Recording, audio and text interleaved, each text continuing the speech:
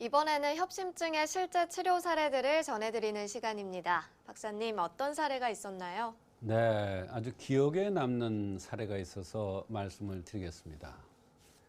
50대 중반의 남성인데요.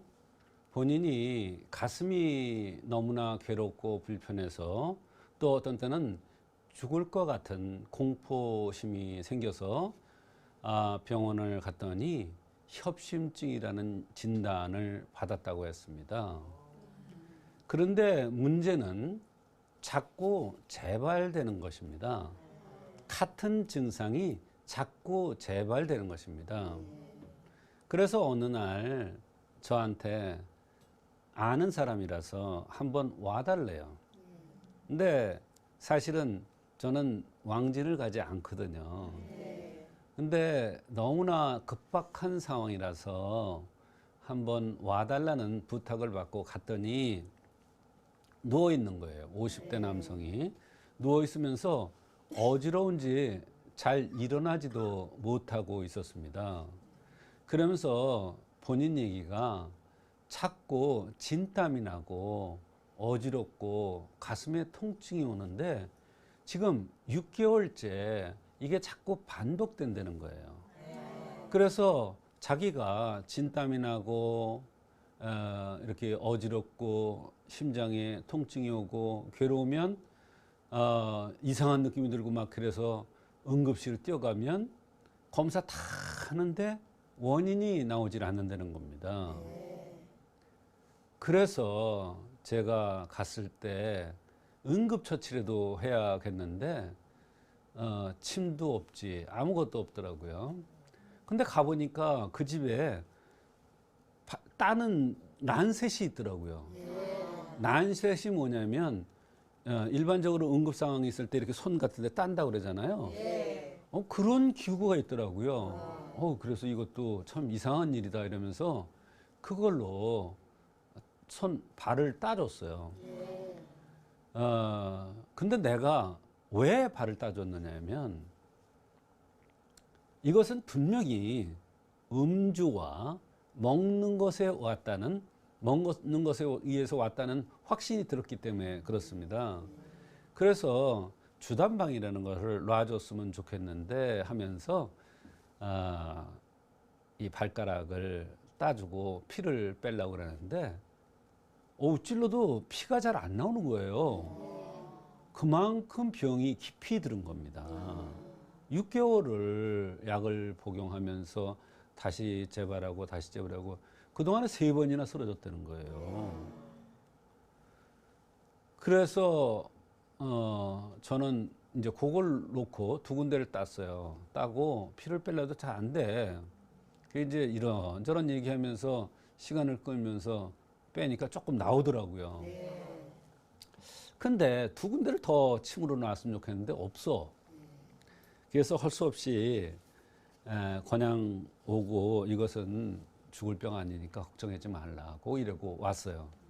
근데 그날 저녁에도 또 막 식은땀이 나면서 또 어지럽고 또 죽을 것 같아서 또 다른 병원에 또 갔다는 거예요. 근데 그 다음날 이제 저한테 예약을 해놓고 오기로 또 갔다는 거예요. 그날 저녁에도. 갔는데 똑같아. 검사했는데 아무것도 안 나오고 다 정상이라고 그러고 대책이 없다. 그러면서 무슨 주사를 놔줘서 이제 그걸 맞고 한숨 자고 왔다는 거예요. 그리고 이제 그 다음날 왔어요. 왔는데 제가 갈화해성탕이라는 그러한 처방을 해줬고 주단방이라는 침을 정식으로 놔줬어요. 그랬더니 이제 약을 데려야 될 거 아니에요. 약을 데려야 돼서 너무 응급한 상황이기 때문에 좀 시간이 걸리니까 일단 세척만 먼저 데려준 거예요. 오늘 저녁부터 들라고.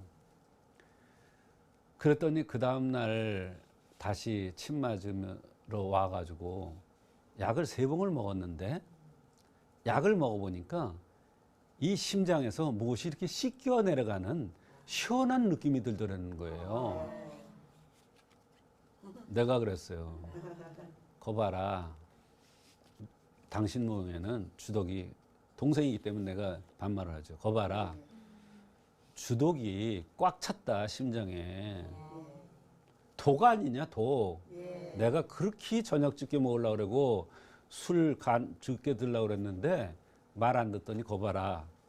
그게 저 몰래 잘 아는데 저 몰래 6개월을 그 약을 들은 거예요.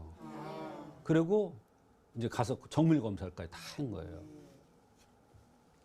그게 하루 침 맞고 임시약 3첩을 해서 3봉을 먹고 왔는데 그 다음날 왔는데 보니까 사람이 안색도 약간 좋아졌으면서 사람이 정신이 드는 것 같아요.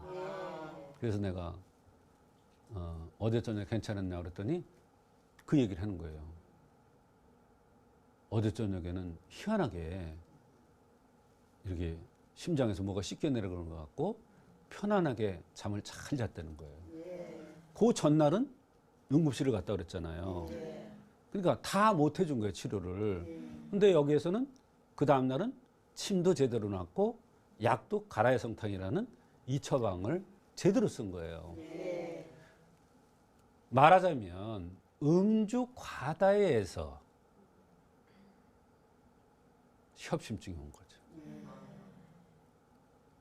그 병원에서는 협심증이라고 진단을 했는데 이게 검사상의 결과가 안 나오니까 가성 이러한 앞에 무슨 붙자를 붙여서 협심증이라고 이렇게 얘기를 해드리는 거예요. 진성이 아니지.